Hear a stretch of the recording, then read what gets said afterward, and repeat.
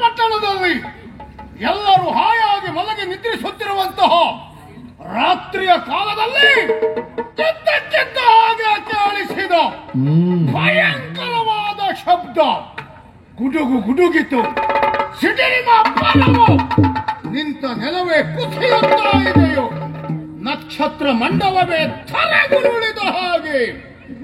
ಮಾಗಧ ಎನ್ನುವ ನನ್ನ ಹೆಸರನ್ನ ಕೇಳಿದಾಗ ಚರಾಚರ ಪ್ರಪಂಚವೇ ಗಡಗಡವೆ ನಡುಗುವಂತಹ ಕಾಲವನ್ನ, ಇತಿಹಾಸವನ್ನ ಸೃಷ್ಟಿಸಿದವನು ಜಗಜ್ಜಟ್ಟಿ ಜರಾಸಂಧ. ಆದರೆ ಈ ದಿವಸ ಈ ಶಬ್ದಕ್ಕೆ ಭೀಕರತೆಗೆ ಈ ಮಾಗದನೆ ನಲುಗಿ ಹೋಗಬೇಕಾಯಿತಲ್ಲ.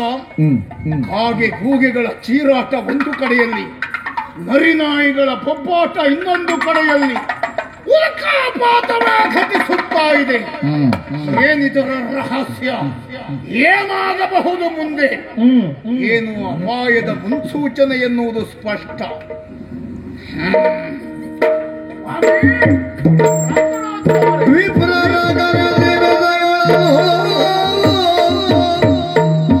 ಹಾಯಾಗಿ ಮಲಗಿ ನಿದ್ರಿಸುವಂತ ರಾತ್ರಿಯ ಕಾಲ.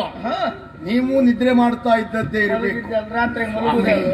ನೋಡಿದ್ರ ಏನು ಇಂತಹ ಘಟನೆಗಳು ನಮ್ಮ ಜೀವಿತದಲ್ಲಿ ನಾವೆಲ್ಲಿಯೂ ಅನುಭವಿಸಿದ್ದಿಲ್ಲವೇ ಇಲ್ಲ. ಇಂತಹ ಭಯಾನಕತೆ ಕಾರಣ ಏನು? ಇದರಿಂದ ಮುಂದೆ ಏನು ಆಗಬಹುದು? ಇದಕ್ಕೇನಾದ್ರೂ ಪರಿಹಾರದ ಮಾರ್ಗಗಳಿದ್ರೆ ತಾವೇ ಸೂಚಿಸಬೇಕು ಅಲ್ವಾ? ಕರೆಯದಿ ಬೆದಗಳಲು ಮಾಡು ಅದ್ಭುತ ಶಾಂತಿ, ನೀ ಮಾಡು ಅದ್ಭುತ ಶಾಂತಿಯನೆಲ್ಲ ಅವನಿ ಬಗೆ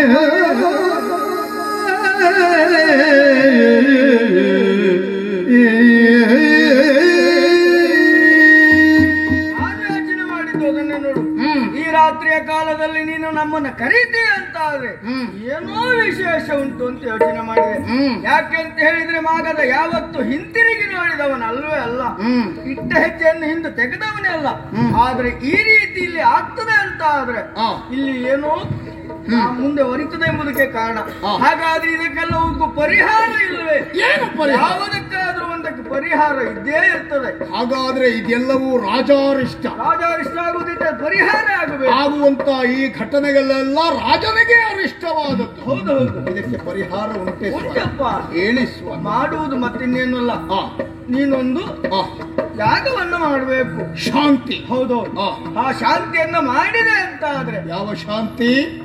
ಅದ್ಭುತವಾದ ಶಾಂತಿಯನ್ನು ಮಾಡಿದೆ ಅಂತ ಆದ್ರೆ ಆ ಬಂದಿರುವ ಕಷ್ಟಗಳೆಲ್ಲವೂ ಪರಿಹಾರ ಆಗ್ತದೆ ಎಂಬುದಕ್ಕೆ ಸತ್ಯ. ನಾವಿಲ್ಲಿವರೆಗೆ ಅನೇಕ ಶಾಂತಿಯ ಬಗ್ಗೆ ಕೇಳಿದ್ದೇವೆ. ಈ ಅದ್ಭುತ ಶಾಂತಿ ಒಂದು ಉಂಟು ಎನ್ನುವುದೇ ಗೊತ್ತಿರಲಿಲ್ಲ. ಕೇಳಲಿಲ್ಲ ಅಲ್ಲ? ಯಾಕೆ ಕೇಳಲಿಲ್ಲ ಅಂದ್ರೆ ಇಂಥ ಸಮಸ್ಯೆ ಒದಗಿ ಬಂದಿರಲಿಲ್ಲ, ಹಾಗಾಗಿ ಕೇಳಲಿಲ್ಲ. ಯಾವ ಸಮಸ್ಯೆ ಉಂಟಾಗಿದೆಯೋ ಅದಕ್ಕೆ ಸೂಕ್ತವಾದ ಪರಿಹಾರ. ಹೌದು, ಹಾಗಾಗಿ ಅದ್ಭುತ ಕೋಲಾಹಲದ ಪರಿಹಾರಕ್ಕೆ ಅದ್ಭುತವಾದ ಶಾಂತಿ. ಅದಕ್ಕೆ ಏನೇನಾಗಬೇಕು? ಅದಕ್ಕೆಲ್ಲದಕ್ಕೂ ಸಿದ್ಧತೆಯನ್ನು ನಾನು ಹೇಳ್ತೇನೆ. ಅದನ್ನ ಮಾಡಿದ್ರೆ ನಾಳೆಯೇ ಶಾಂತಿಯನ್ನು ಮಾಡು ಸ್ವಾಮಿ. ಮತ್ತಿಷ್ಟೊತ್ತ ಮೇಲೆ ಬೇರೆ ಜನರನ್ನು ಹುಡುಕ್ಲಿಕ್ಕೆಲ್ಲ ಆಗುತ್ತಿಲ್ಲ. ಇಲ್ಲ, ದಯವಿಟ್ಟು ನೀವೇ ನಾಳೆ ಬೆಳಿಗ್ಗೆ ಬಂದು ಅದು ಮತ್ತೊಂದು ಆದಷ್ಟು ಹೆಚ್ಚು ಬ್ರಾಹ್ಮಣರಿಗೆ ಹೇಳಬೇಕು. ಬರುವ ಬ್ರಾಹ್ಮಣರು ಎಲ್ಲವರಿಗೂ ಸಂತೋಷ ಆಗುವಷ್ಟು ದಾನವನ್ನು ಮಾಡಬೇಕು. ಕೊಡ್ತೇನೆ. ಅವರು ನಿನಗೆ ಆಶೀರ್ವಾದ ಮಾಡಿದ್ರು ಅಂತ ಆದ್ರೆ ನಿನ್ನ ಆಯಸ್ಸು ಮತ್ತು ನಮೋ ನಮಃ.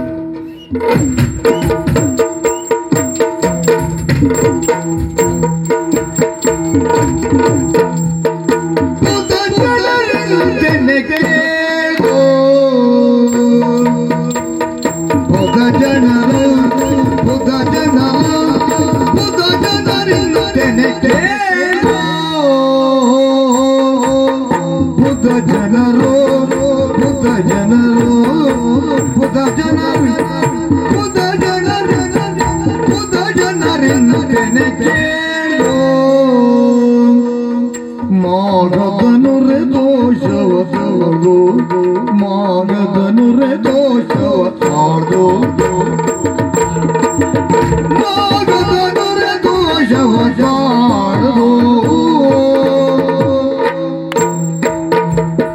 ವಿರಚಿತ ಗಣ ಶಾಂತಿಯನು ವಿರಚಿತ ನಾವಿಧಿಸುವೆ ಘನ ಶಾಂತಿಯನು ಉದಯದೊಳಿನಿ ಎಲ್ಲರನ್ನ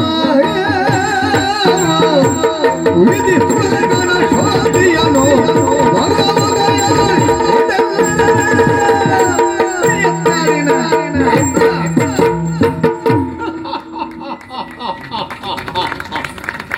ಪುಟ ಜನರ ಮಾತು ಬ್ರಾಹ್ಮಣ ಶ್ರೇಷ್ಠರ ಮಾತು ಎಲ್ಲಿಲ್ಲದ ಆನಂದವನ್ನ ನೀಡಿದೆ.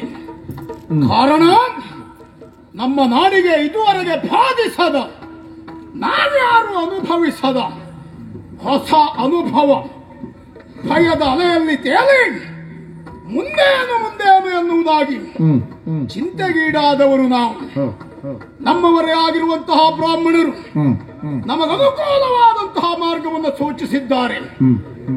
ಘನ ಶಾಂತಿಯನ್ನ ಮಾಡು, ಅದ್ಭುತವಾದಂತಹ ಶಾಂತಿಯನ್ನ ಕೈಗೊಳ್ಳುವುದರ ಮೂಲಕವಾಗಿ ನಾಡಿಗೆ ಒದಗಿ ಬರಬಹುದಾದಂತಹ ಅಪಾಯವನ್ನು ಅನಾಹುತವನ್ನು ದೂರ ಮಾಡಿಕೊಳ್ಳುವುದಕ್ಕೆ ಸಾಧ್ಯ. ಹಾಗಾಗಿಯೇ ಎಲ್ಲಿಲ್ಲದ ಸಂತೋಷವನ್ನು ಅನುಭವಿಸಿದವನು ಈ ಮಾಗಧ ಕೇವಲ ನನ್ನ ಏಳಿಗೆ ಮಾತ್ರ ಅಲ್ಲ, ನಮ್ಮ ನಾಡಿನವರೆಲ್ಲರ ಏಳಿಗೆಯನ್ನು ಕಾಣಬೇಕು ಅಂತಾದರೆ ವಿಧಿಸುವೆ ಘನ ಶಾಂತಿಯನ್ನು, ಅದ್ಭುತವಾದಂತಹ ಶಾಂತಿಯನ್ನ ಬ್ರಾಹ್ಮಣರ ನೇತೃತ್ವದಲ್ಲಿ ಮಾಡುವ ಮೂಲಕವಾಗಿ ದಾನ ಧರ್ಮಾದಿಗಳಿಂದ ಅವರನ್ನು ಸಂತುಷ್ಟಿಗೊಳಿಸಬೇಕು. ಆ ಬಳಿಕ ಅವರ ಆಶೀರ್ವಾದಕ್ಕೆ ಪಾತ್ರನಾದೆ ಅಂತಾದರೆ ಮುಂದೆ ಒದಗಿ ಬರಬಹುದಾದಂತಹ ಅಪಾಯ ದೂರ ಮಾಡಿಕೊಳ್ಳುವುದಕ್ಕೆ ಸಾಧ್ಯ. ಇದೆಲ್ಲವೂ ಆಗಬೇಕು ಅಂತಾದ್ರೆ ಕಾಲ ಈಗಲ್ಲ.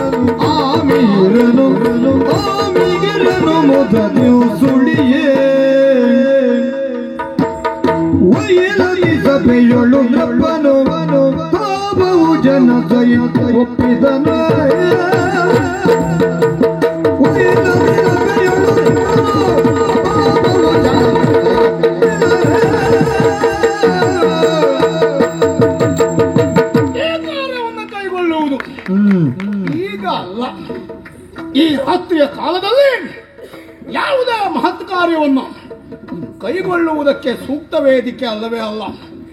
ಹಾಗಾಗಿ ಗ್ರಹ ಕಟ್ಟಿದ ನಿಶಿಕಳೆ ರಾತ್ರಿಯನ್ನು ಉತ್ತರಿಸಿ ಭಗವಾನ ಬಾಲಭಾಸ್ಕರ ದೇವ ತನ್ನ ಹೊಂಗಿರಣಗಳಿಂದ ಪ್ರಪಂಚವನ್ನು ಪ್ರಕಾಶಿಸುವ ಪ್ರಾತಃ ಕಾಲದಲ್ಲಿ ಎದ್ದು ಶುಚಿರ್ಭೂತನಾಗಿ ಈ ಕಾರ್ಯದಲ್ಲಿ ನನ್ನನ್ನು ನಾನು ತೊಡಗಿಸಿಕೊಳ್ಳಬೇಕು.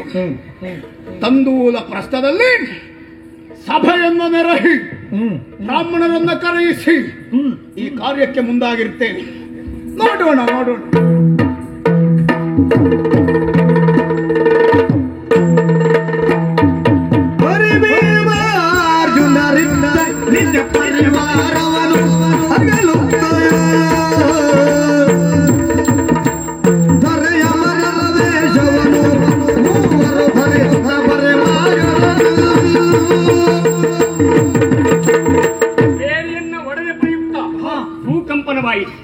ಅಪಶಕುನ ತಲೆದೋರಿದವು.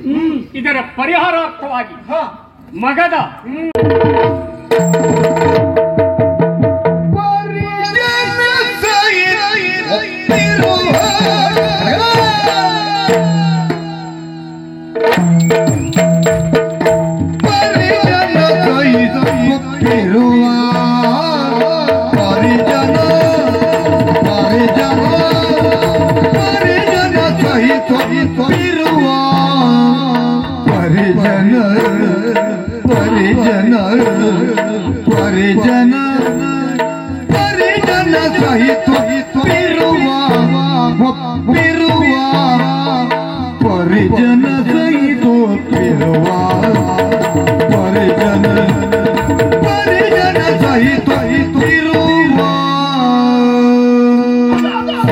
ಗೌರವಣಿಸಲು ನಡೆ ತರುವ ಸಭೆ ಗೌರವಣಿಸಲು ನಡೆ ತರುವ ಸಭೆ ಗೌರವಣಿಸಲು ನಡೆ ತರುವ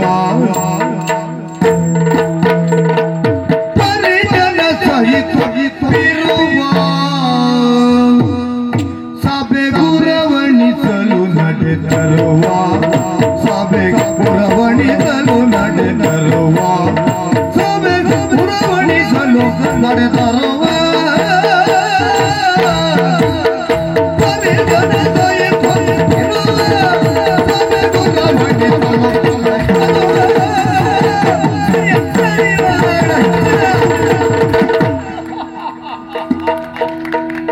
ರಾತ್ರಿಯನ್ನು ಉತ್ತರಿಸಿದ್ದೇ ಗೊತ್ತಾಗಲಿಲ್ಲ.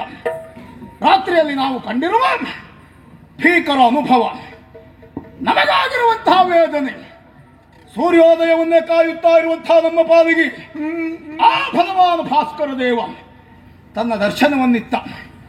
ಬೆಳಿಗ್ಗಾದ ತಕ್ಷಣ ಎದ್ದು ನಿತ್ಯ ಕರ್ಮವನ್ನು ಪೂರೈಸಿ ಮೊದಲಾಗಿಯೇ ಸೂಚಿಸಿರುವ ಹಾಗೆ ತಂದೂಲ ಪ್ರಸ್ಥವನ್ನು ಸೇರಿದ್ದೇವೆ. ಇಲ್ಲಿ ಸಭೆಯನ್ನು ನೆರಹುವುದರ ಮೂಲಕವಾಗಿ ಬ್ರಾಹ್ಮಣರು ಹೆಚ್ಚಿನ ಸಂಖ್ಯೆಯಲ್ಲಿ ಬರಬೇಕು. ಅದ್ಭುತವಾದಂತಹ ಶಾಂತಿಯನ್ನು ಕೈಗೊಂಡು ಬ್ರಾಹ್ಮಣರನ್ನು ತೃಪ್ತಿಗೊಳಿಸಬೇಕು. ನಾವು ಬರುವುದಕ್ಕಿಂತ ಪೂರ್ವದಲ್ಲಿ ಕಣ್ಣರಳಿಸಿ ಕತ್ತೆತ್ತಿ ನೋಡಿದರೆ ಎಲ್ಲಿ ನೋಡಿದರು ಜನರೇ ಜನರು. ಅಬ್ಬಾ, ಈ ಸಂಖ್ಯೆಯಲ್ಲಿ ಇವತ್ತಿನ ಪರಿಸ್ಥಿತಿಯಲ್ಲಿ ಇಷ್ಟು ಜನ ಬರ್ತಾರೆ ಎನ್ನುವ ನಿರೀಕ್ಷೆಯೇ ಇರಲಿಲ್ಲ. ಯಾಕೆ ಸ್ವಾಮಿ, ಎಲ್ಲರಿಗೂ ಒಂದೊಂದು ಕಡೆ ಕಾರ್ಯಬಾಹುಳ್ಯ. ಆದರೂ ನಮ್ಮ ಪ್ರತೀಕ್ಷೆ, ನಮ್ಮ ನಿರೀಕ್ಷೆ, ನಮ್ಮದಾದಂತಹ ಧೋರಣೆ ಈ ಜನಸಂಖ್ಯೆ ಇಷ್ಟೆಲ್ಲ ಸೇರುವುದಕ್ಕೆ ಕಾರಣ ಆಗಿದೆ. ಮನಸ್ಥಿತಿ ಒಳ್ಳೆಯದಿದ್ದಲ್ಲಿ ಪರಿಸ್ಥಿತಿಯು ಒಳ್ಳೆಯದೇ ಆಗ್ತದೆ ಎನ್ನುವುದಕ್ಕೆ ಇದು ಸಾಕ್ಷಿ. ಸ್ವಾಮಿ, ಒಬ್ಬರ ಹಿಂದೆ ಇನ್ನೊಬ್ಬರು, ಇನ್ನೊಬ್ಬರ ಹಿಂದೆ ಮತ್ತೊಬ್ಬರು, ತಾ ಮುಂದೆ ಎನ್ನುವ ಹಾಗೆ ಇರುವಗಳ ಸಾಲಿನ ಹಾಗೆ ಬ್ರಾಹ್ಮಣರೆಲ್ಲ ಬರ್ತಾ ಇದ್ದಾರೆ. ಬರುವವರಿಗೆಲ್ಲರಿಗೂ ಯೋಗ್ಯ ರೀತಿಯಲ್ಲಿ ಆಸನದ ವ್ಯವಸ್ಥೆ ಆಗಿದೆ. ಎಲ್ಲರೂ ತಮ್ಮ ತಮ್ಮ ಆಸನವನ್ನ ಅಲಂಕರಿಸಿದ್ದಾರೆ. ಈಗ ಏನೂ ತೊಂದರೆ ಇಲ್ಲ. ಈ ಆಸನ ಕೊನೆಯವರೆಗೂ ಹೀಗೆ ಇದ್ರೆ ಸಾಕು ಎನ್ನುವುದೇ ನಮ್ಮ ಆಶಯ.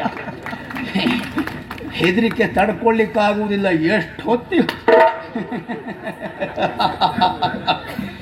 ಏನಿದ್ರೂ ನಮಗೆ ತೊಂದರೆ ಆಗಲಿಕ್ಕಿಲ್ಲ ಎನ್ನುವ ವಿಶ್ವಾಸ ಉಂಟು. ಹಾಗಾಗಿ ಬರುವಂತಹ ಬ್ರಾಹ್ಮಣರಿಗೆ ಬೇಕಾದ ಅನುಕೂಲ್ಯವನ್ನು ಒದಗಿಸಿಕೊಟ್ಟವರು. ಇನ್ನು ಬರುವವರ ಸಂಖ್ಯೆ ಕಡಿಮೆ ಆಗಲಿಲ್ಲವಲ್ಲ. ನೋಡೋಣ ನೋಡೋಣ.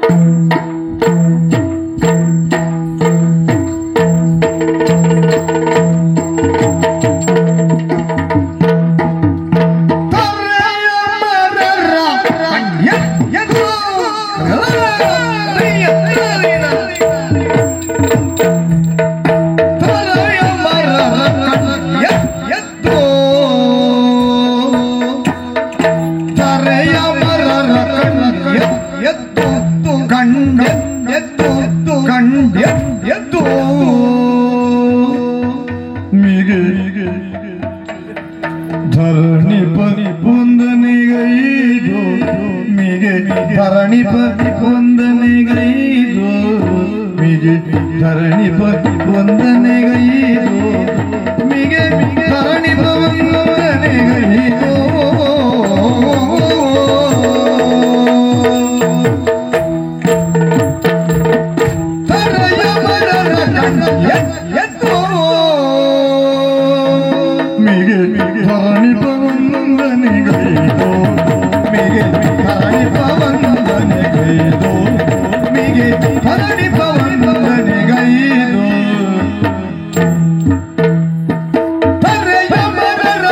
Yes.